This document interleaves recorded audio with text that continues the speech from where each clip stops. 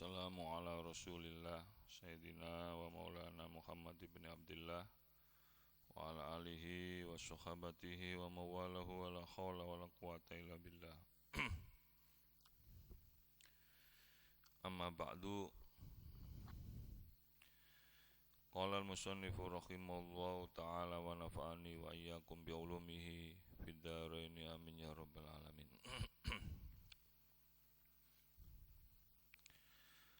Qala Allah ta'ala innallaha yumsikus samawati wal arda an tazula wala in zalata in amsakahuma min ahadin min ba'di innahu kana haliman ghafura. Sadaqallahul azim wa sadaqa wa balagha rasulun nabiyul habibul karim wa nahnu ala dzalika minasyahidin wasyakirin walhamdulillahi rabbil alamin. Alhamdulillah, hadirin jamaah sekalian, segala puji hanyalah milik Allah Subhanahu wa taala yang mempertemukan kita semuanya pada kesempatan yang mulia ini untuk melanjutkan kajian kita surat Fatir ayat ke-40 dan 41, di mana pada ayat ke-40 kemarin Allah, jadi ketika di Madinah Rasulullah SAW ini banyak mendapatkan tantangan perdebatan, ya kan, untuk membuktikan kebenaran agama yang dibawa. Ketika di Mekah itu enggak ada perdebatan. Kenapa? Karena penduduk Makkah itu 99,5% itu tidak punya agama. Tapi semacam kayak di sini kayak aliran kepercayaan. Jadi 99,5% itu musyrik, ya, menyembah berhala. Dan Rasulullah lahir di sana. Bisa gitu, Makkah ini termasuk masyarakat yang primitif. Primitif itu tidak gampang menerima apapun dari luar atau yang baru, ya kan? Ya enggak, masyarakat primitif kan gitu, enggak gampang. Orang kampung itu enggak gampang menerima sesuatu yang baru itu. Orang kota sih gampang, dari mana-mana yang baru cepat, ya kan? Bahkan kadang-kadang enggak difilter. Itu yang menjadi penyebab kenapa sekarang remaja-remaja anak-anak kita itu susah dikendalikan, karena memang penduduk kota itu mudah dimasukin apa saja. Kalau di kampung susah. Nah, Makkah itu kampung, ya. Sehingga Yasrib itu diberi nama oleh Nabi sebagai Madinah karena sudah kayak kota, sudah menerima duduk dari mana saja. Di Perumnas 3 ini kan ada seluruh Indonesia ada di sini, ya kan? Makanya jalannya aja namanya Nusantara. Ada jalan Sulawesi, Madura, karena memang semua ada. Dan ini menunjukkan identitas sebagai sebuah kota. Sehingga ketika di kota itu ya kita siap harus menerima kritikan, menerima perdebatan, menerima ini. Jangan kaku kalau di kota itu. Kalau di kampung lurus. Yang namanya kiai kampung itu enggak mau diprotes. Dan masyarakatnya juga enggak bakalan mau protes. Enggak pantas ya, kan gitu ya kan? Enggak pantas. Ya, salah-salah dikit itu dibenerin aja. Tapi kalau di kota, karena penduduknya dari berbagai macam suku, agama, ras, ya kita harus siap Kalau nggak siap ya nggak diterima. Itu yang terjadi ketika Rasulullah di Makkah dan di Madinah. Ya. Jadi ketika di Mekah nggak ada perdebatan tentang agama Nabi itu. Adanya adalah Muhammad salah, Muhammad sesat, Muhammad tukang sihir, Muhammad pembohong, ya kan, kadzab, kan, sahirun kadzab, tukang sihir yang sangat pembohong. Nggak ada perdebatan. Pokoknya Muhammad ditolak, sehingga yang terjadi adalah penyiksaan. Nggak ada perdebatan. Ya, makasih.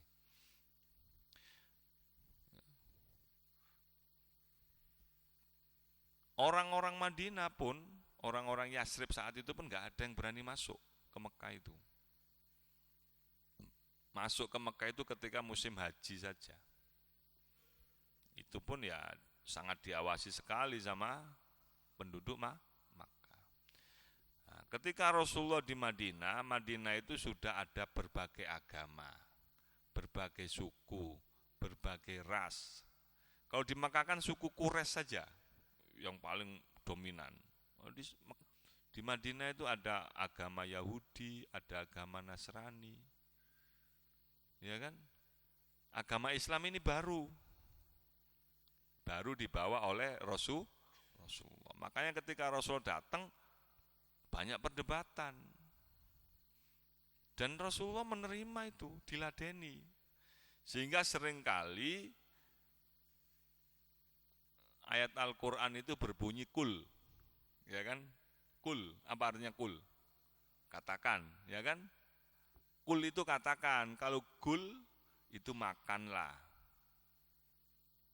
Bisa nggak bedain? Kul sama kul. Membedakannya di makhraj. Kul sama kul. Kul huwallahu ahad. Itu Rasulullah kan ketika ditanya, yang nanya orang Madinah, ya kan? Tuhanmu itu apa? Gimana bentuknya? Kayak apa?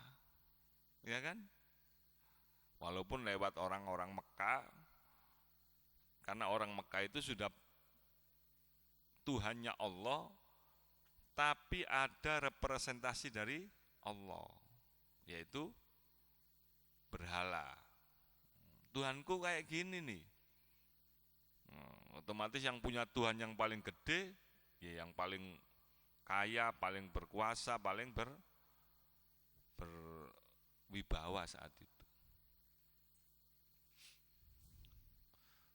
Maka Allah ajarkan kul huwallahu ahad. Tuhanku itu adalah Tuhan yang Maha Esa. Allahus somad, yaitu Allah yang tempat bergantung. Lam yalid walam yulad, tidak beranak dan juga tidak diperanakkan. Nah, tidak beranak dan tidak diperanakkan ini kan mengkritisi konsep Trinitas, ya kan? Kalau konsepnya orang Mekah nggak ada Tuhan beranak tidak beranak, itu nggak ada. Karena Tuhan orangnya Mekah itu berhala, nggak iso meteng, nggak iso rabi, ya kan? Walam yakul lahu kufuwan ahad. Intinya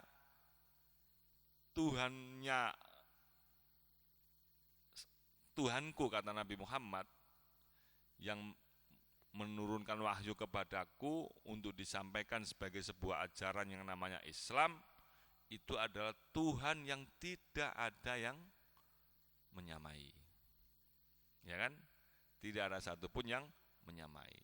Pokoknya selain makhluk itu pasti apa? Kholik. Selain yang diciptakan, maka sang pencipta itulah Tuhan.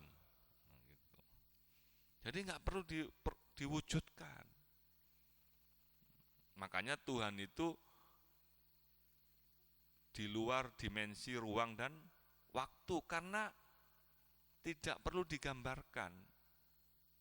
Kalau makhluk selalu berada di dalam dimensi ruang dan waktu.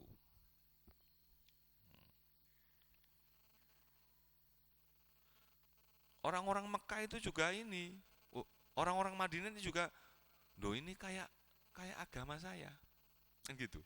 Orang Nasrani, Nasrani kan agamanya, Tuhannya Allah. Yahudi Tuhannya Allah. Ini kayak kayak ajaran kita ini. Tapi dia dapat dari mana ini Muhammad ini?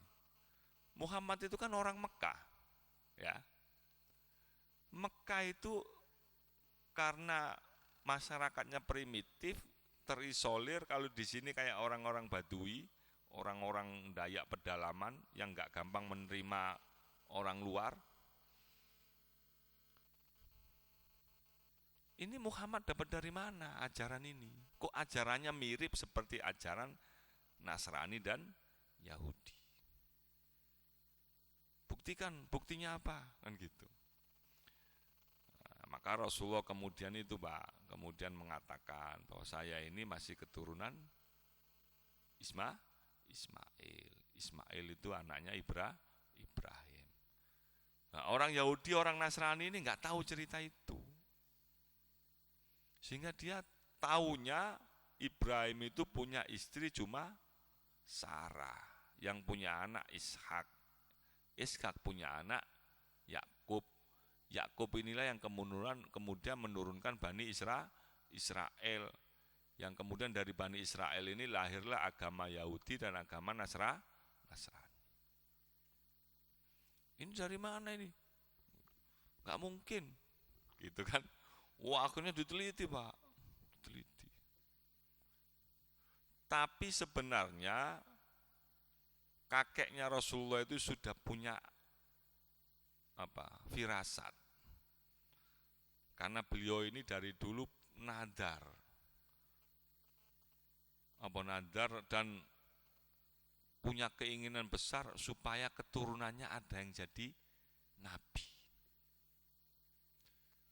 Sehingga beliau tanya itu, beliau kan pedagang, sering komunikasi dengan para pastor, para pendeta, para rabi itu apa?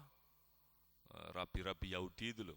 Nanya, ciri-cirinya nabi itu apa sih? Karena yang tahu nabi dan rasul kan cuma orang Bani Israel, ya kan? Wong Mekah itu gak ngerti, gak tahu, gak kenal namanya nabi, namanya rasul itu gak kenal. Sehingga tanya-tanya, salah satu ciri-ciri yang duriannya itu nanti jadi nabi, salah satunya adalah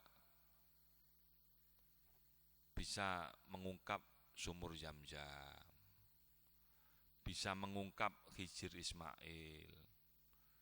Ya kan sumur Zam-Zam kan nggak ada Pak, nggak kelihatan sumurnya maksudnya. Kalau sumberannya sih mungkin kelihatan, tapi sumurnya itu tertutup oleh debu. Karena di padang pasir kan sering ada badai pasir ya. Maka diungkap. Sehingga Rasulullah itu diajarkan oleh Allah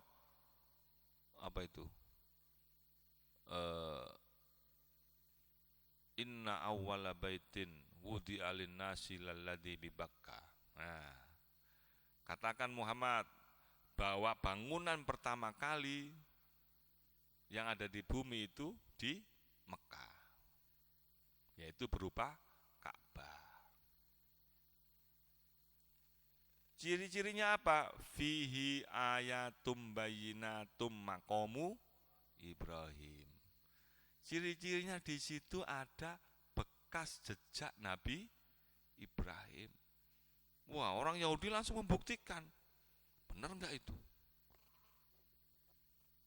Ternyata benar Pak, ternyata ada batu itu yang sampai sekarang masih kelihatan kan, batu yang bekas injakan Nabi Ibrahim. Oh, berarti benar bahwa Nabi Ibrahim yang orang Palestina ya itu pernah ke sini dan cukup lama, gitu kan? Yang kemudian akhirnya punya istri, bawa istrinya ke sini. Makanya di sejarah itu kemudian diungkap, Pak. Sehingga sampai sekarang umat Islam ya yang namanya umat Islam dan pemeluk agama-agama ahli kitab, Nasrani, Yahudi, itu selalu sangat menganggap penting yang namanya keturunan. Karena nggak mungkin kalau nggak ada keturunan jadi orang besar itu, gitu loh. Ya kan? Dulu Pak Karno ini wong biasa, tapi ternyata diselidik-selidiki Habib juga ternyata. Nah, keturunan Sunan Kalijaga sampai Rasulullah, berarti Habib juga. Habib apa? Pak Harto juga gitu. Bahkan Jokowi yang kayak gitu itu katanya juga. Kenapa? Karena memang bagi agama ahli kitab itu penting yang namanya keturunan. Nah, sementara nasab itu ada dua. Ya. Nasab itu ada dua, ada nasab yang bersifat fisik, ada nasab yang bersifat ilmiah. Ya. Nasab itu ada dua. Ada nasab yang bersifat fisik, biologis, ada yang nafas yang bersifat ilmiah, keilmuan. Lebih penting mana? Ya lebih penting keilmuan. Nasab fisik itu enggak penting. Ya. Enggak penting. Kenapa saya bilang enggak penting? Dari zaman Nabi itu enggak pernah ngegung-ngegungno mengagung-agungkan atau mengunggul-unggulkan anak cucunya. Enggak pernah, Pak. Dan semua khulafaur rasyidin, Abu Bakar, Umar, Utsman, Sayyidina Ali, sampai siapa? Umar bin Abdul Aziz, itu enggak ada yang keturunan Nabi. Ada enggak? Hah? Ada enggak? Enggak tahu. Enggak ada. Imam madhab, imam-imam besar, orang-orang alim, para ulama, Imam Abu Hanifah, Imam Malik, Imam Syafi'i, Imam Ahmad, Imam Bukhari, Imam Muslim, enggak ada yang keturunan Nabi. Secara fisik ya. Semuanya itu keturunan dari sisi ilmu. Makanya enggak usah diagung-agungkan. Gitu loh. Oke, itu penting, iya, ya kan? Kenapa? Karena ada darah, kaitan darah biologis. Tapi enggak perlu diagung-agungkan. Yang penting itu adalah nasab ilmu. Kenapa? Karena yang menyampaikan ajaran Allah yang berupa Al-Quran, yang berupa ajaran Islam, itu adalah yang berilmu, bukan yang bernasab biologis, tapi yang bernasab ilmi.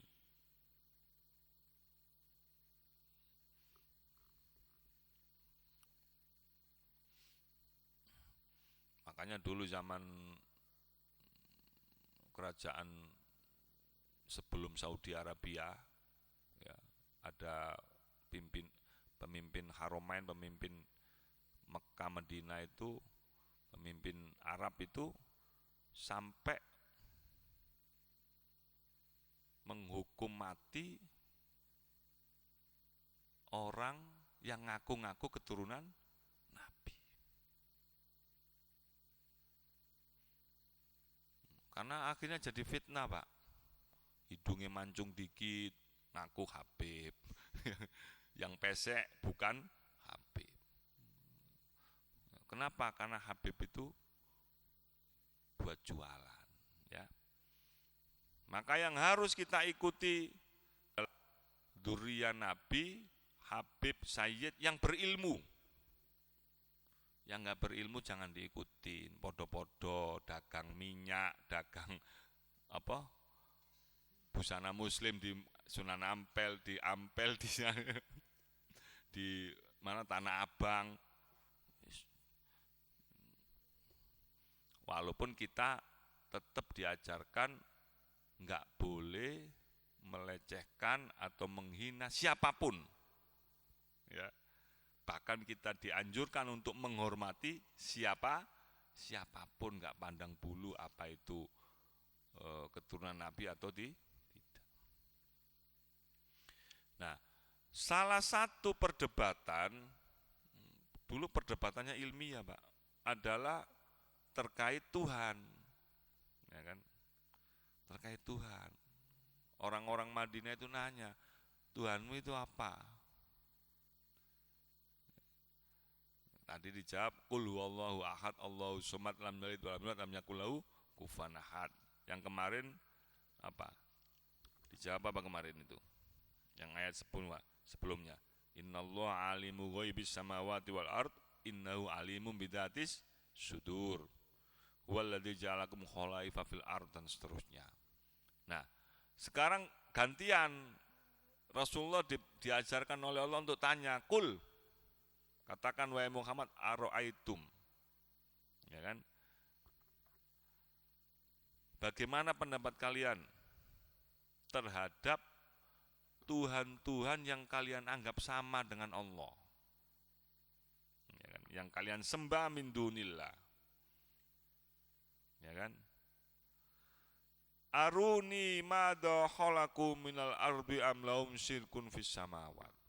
Tunjukkan kepadaku bukti bahwa Tuhanmu itu menciptakan langit, menciptakan bumi, atau punya apa? Andil, turut andil dalam penciptaan bumi ini. Ya orang-orang Mekah ya bingung. Lah wong patung aja dibuat, yang bikin saya. Yang bikin ini kami. Bikinnya dari bumi, dari tanah. Kan gak mungkin sesuatu yang dibuat dari bumi menciptakan. Nah, orang ketika di Madinah, orang-orang yang beragama Nasrani dan Yahudi juga bingung, karena sudah terlanjur yang Nasrani punya konsep Trinitas, bahwa ada Tuhan Bapak, Tuhan Ibu, Tuhan Anak. Ya kan? Kalau semuanya punya inisiatif menciptakan bumi atau apa? Punya andil dalam menciptakan bumi, lah rebutan. Ya enggak? Orang Perumnas 3 yang enggak menciptakan bumi, beli tanah saja, tanahnya itu beli, bukan bikin, bukan gawe, tidak bikin, beli. Anak rebutan. Ya enggak? Apalagi bisa bikin, ya, amlaum syirkun fis samawat, atau punya andil dalam di bumi ini, di bawah langit ini. Atau am atainahum kitaban fahum ala bayyinatin minhu, atau ada kitab, ada wahyu yang menyebutkan bahwa ini Tuhan, bahwa ini itu Tuhan. Contoh kayak ada disebutkan di dalam Quran, seandainya bahwasanya mujib itu boleh disembah karena dia adalah Tuhan selain Allah. Kalau ada di Quran gitu Pak, wajib nyembah mujib. Karena perintah Allah. Ya kan? Pernah enggak Allah perintah untuk menyembah selain Allah? Pernah enggak? Pernah. Menyembah kepada Nabi Adam, sujud. Ya kan? Tapi kemudian yang paling nolak itu kan iblis, Pak. Kenapa iblis menolak sujud? Karena dia nggak mau nyembah selain Allah. Yang nolak nggak iblis? Nolak. Alasannya apa? Saya nggak mau menyembah selain Engkau ya Allah. Itu untuk menyembunyikan kesombongannya. Intinya dia nggak mau nyembah Adam. Kenapa? Karena Adam itu tercipta dari tanah, saya dari api. Tapi dia beralasan kepada Allah itu, saya nggak mau nyembah karena saya nggak mau menyembah selain Engkau. Tapi Allah kan tahu siapa orang yang ikhlas, tulus menyembah Allah dan yang tidak. Orang yang ikhlas tulus menyembah Allah itu diperintah Allah apapun mau. Karena sudah menyembah, bahkan diri menjadi hamba Allah. Kalau kita aja sebagai majikan perintah ke pembantu nggak diturutin, tersinggung nggak? Marah nggak? Marah. Allah juga gitu, ngetes aja itu, ya kan? Wa nafaktu fihi mir ruhi faqa'u lahu sajidin. Fasajadal malaikatu kulluhum ajmain illa iblis. Aba wastakbara wa kana minal kafirin.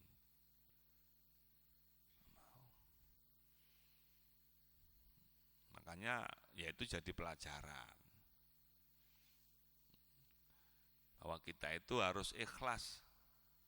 Saya kan kalau puasa kan cerita itu. Ciri-ciri orang beriman itu mau puasa. Dan Allah tidak akan memberatkan hambanya. Sehingga puasa itu ya sedang, pagi sampai sore saja. Walaupun itu berat. Kan saya pernah cerita, saya kalau ngisi pengajian di Nurul Ikhwan, berangkatnya kan jam 3:30, jam 4 lah ya dari rumah. Ngantongin rokok saya Pak, ngantongin rokok saya.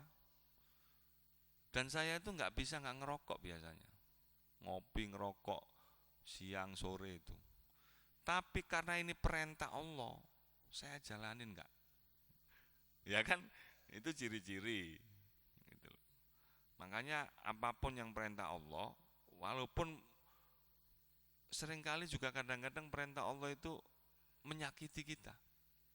Bahkan membunuh, ya enggak?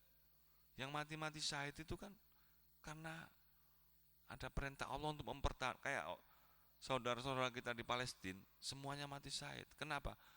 Karena ada perintah Allah untuk mempertahankan harta.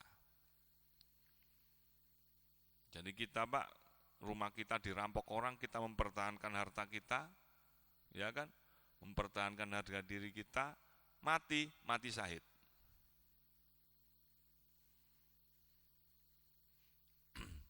Itu hadisnya sahih itu.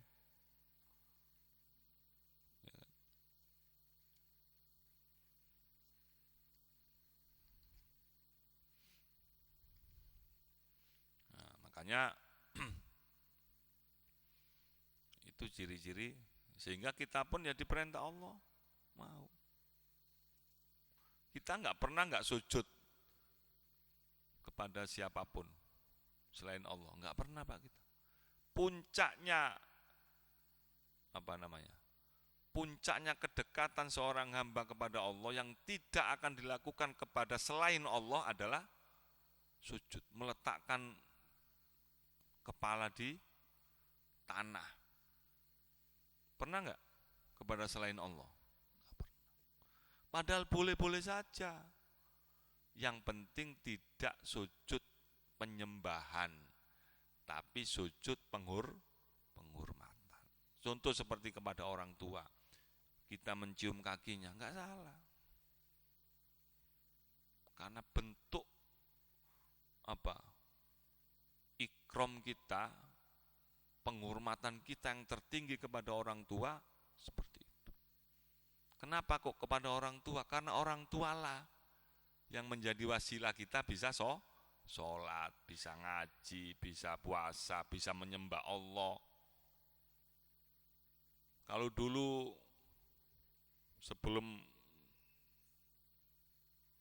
lahir terus dikantongin plastik, taruh di tempat sampah, bisa sholat enggak? Enggak bisa. Makanya Allah menegaskan wa qadha rabbuka alla ta'budu illa iyyahu wa bil walidaini ihsana. Allah sudah menetapkan bahwa setelah menyembah Allah harus berbuat baik kepada orang tua, walaupun orang tua kita itu kafir. Walaupun orang tua kita itu non muslim, kita wajib berbuat baik. Tapi kadang-kadang ada juga yang nyeleneh itu di orang Perumnas 3 itu. Beda aliran aja enggak baik sama orang tua. Ada di Perumnas 3 ada ya? Salah itu, di Quran itu jelas. Walaupun orang tua kita itu kafir, musyrik, kita tetap harus wajib berbuat baik. Nah ini baru beda NU Muhammadiyah aja udah nggak baikan. Aneh-aneh ini, belajarnya kemana itu orang? Ya, nggak usah. Itu semuanya itu nggak ada jaminan, nggak ada yang bisa menjamin kita masuk surga diridhoi oleh Allah. Hanya sekedar baju. Jalan kita menuju kepada Allah, nggak perlu bertentangan.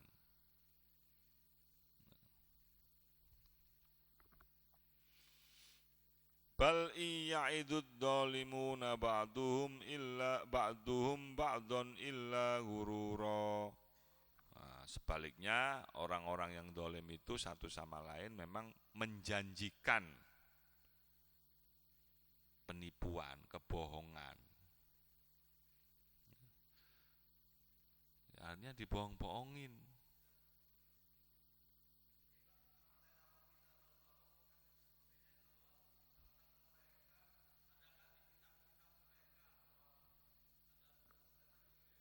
Iya. Iya.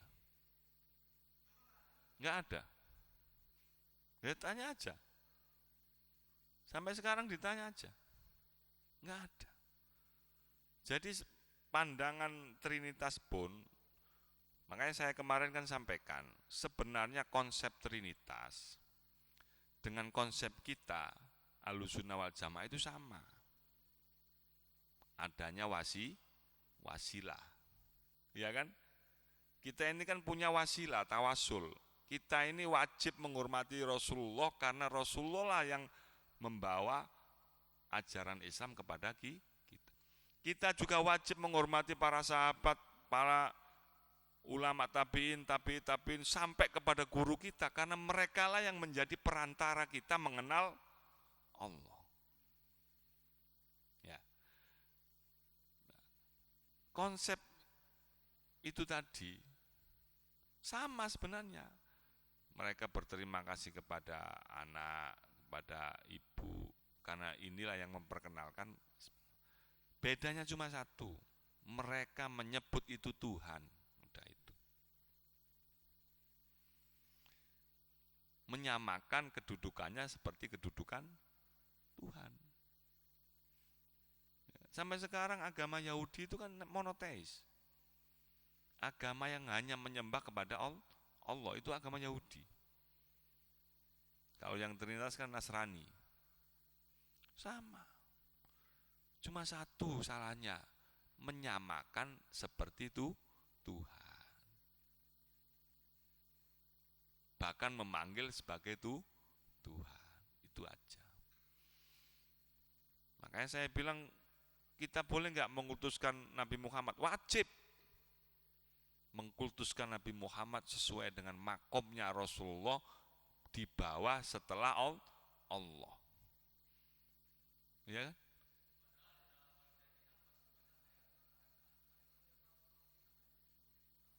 Kenapa?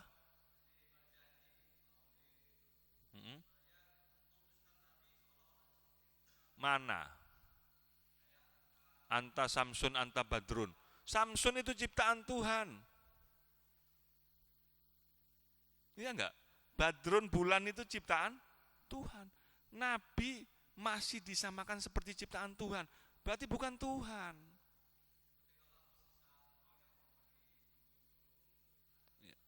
Itu Allah sendiri yang menyebut. Ya kan? Laqad ja'akum rasulum min anfusikum azizun alaihi ma'anittum harisun alaikum bil mu'minina raufur rahim. Allah punya sifat rauf enggak? Rahim enggak? Ya kan? Rauf artinya apa? Lemah lembut. Rahim penyayang. Itu sifat Allah enggak? Tapi Allah menyematkan sifat itu kepada Rasulullah. Artinya bahwa selain Allah juga punya sifat penyayang. Ya enggak? Tapi tidak maha penyayang. Kita punya rasa sayang enggak sama anak kita? Penyayang enggak kita dengan anak kita? Berarti kita juga bisa dijulukin rohim. Ya kan? Orang yang penyayang. Tapi kita tidak maha penyayang. Ya, sehingga sebutan-sebutan itu adalah sebutan-sebutan yang tetap dalam koridor makhluk di bawah Tuhan, kedudukannya di bawah Tuhan. Tuhan maha mendengar nggak? Maha melihat nggak? Kita melihat nggak? Mendengar nggak? Salah nggak? Kalau saya mengatakan saya adalah mendengar. Tapi saya tidak maha mendengar. Karena pendengaran kita terbatas oleh ruang dan waktu. Penglihatan kita terbatas oleh ruang dan waktu. Allah, Tuhan, maha mendengar, maha melihat karena pendengarannya tidak terbatas oleh dimensi ruang dan waktu. Penglihatannya tidak terbatas oleh dimensi ruang dan jelas ya? Hah? Ya, karena berlebihan. Itu gulu kan? Ya kan? Itu namanya berlebihan. Justru pandangan mereka yang berlebihan. Terlalu suudon. Orang Pak Mujib mau ke kuburan saja dituduh musyrik. Suudon banget. Mau ke kuburan ziarah kubur dituduh musyrik. Kenapa dituduh musyrik? Karena suudonnya Pak Mujib mau nyembah kuburan. Padahal orang Perumnas 3 yang paling goblok pun ditanya mau kemana, ke kuburan, ngapain? Enggak ada satupun yang bilang saya mau menyembah kuburan. Enggak ada. Saya mau ziarah. Iya kan? Ziarah itu bahasa Arab, artinya apa? Berkunjung. Ziarah kemana? Ke makam ibu saya. Ke tempatnya ibu saya.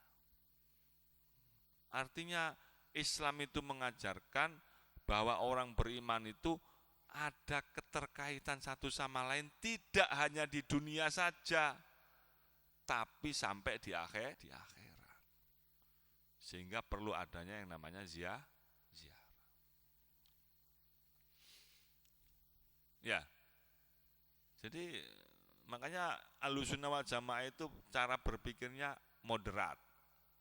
Tidak terlalu ke kanan, tidak terlalu ke kiri. Tidak terlalu berlebihan, ya kan kayak orang-orang Wahabi seandainya, tidak juga terlalu liberal. Ngawur saenake dhewe enggak juga. Kita punya rel aturan.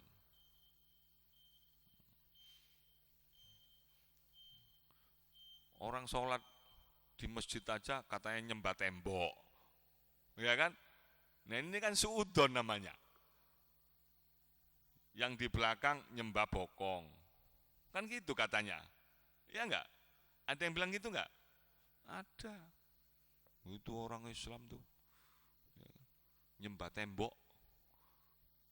Ke Mekah katanya datangin tembok, datangin batu, nyium-nyium batu, nyembah-nyembah batu.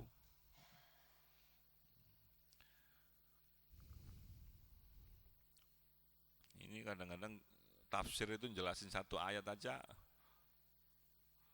nggak habis-habis. Ya untung kita ini seminggu sekali ya. Kalau tempat lain itu sebulan sekali, ya gimana? Jadi yang saya jelasin kemarin sudah nggak ingat lagi. Wong orang Nurul Ikhwan aja seminggu kemarin udah lupa lagi. Tapi paling nggak inget lah ya, gambaran apa keterangan saya kan pengen supaya mudah dipahami lah. Gitu. Jadi intinya adalah bahwa ajaran tauhid yang sederhana adalah mengajak kita untuk menyembah hanya kepada Tuhan, ya kan? Jangan Tuhan-Tuhanan, nah gitu. Jangan Tuhan yang dibikin-bikin, jangan. Tapi menyembah yang kepada Tuhan yang sebenarnya, yaitu Tuhan yang Maha Esa, Maha Kuasa, Maha segala-galanya. Mudah-mudahan kita selalu berada di dalam keimanan dan ketauhidan kita sampai akhir hayat kita nanti. Al-Fatihah. Alhamdulillahirabbil alamin, arrahmanirrahim, maliki yaumiddin, iyyaka na'budu wa iyyaka nasta'in. Ihdinas siratal mustaqim, siratal ladzina an'amta 'alaihim ghairil maghdubi 'alaihim waladdallin. Akhirul kalam, subhanakallahumma bihamdika asyhadu an la ilaha illa anta astaghfiruka wa atubu ilaik. Wallahul muwaffiq ila aqwamit thoriq. Nasrun minallah fatun qarib. Assalamualaikum warahmatullahi wabarakatuh.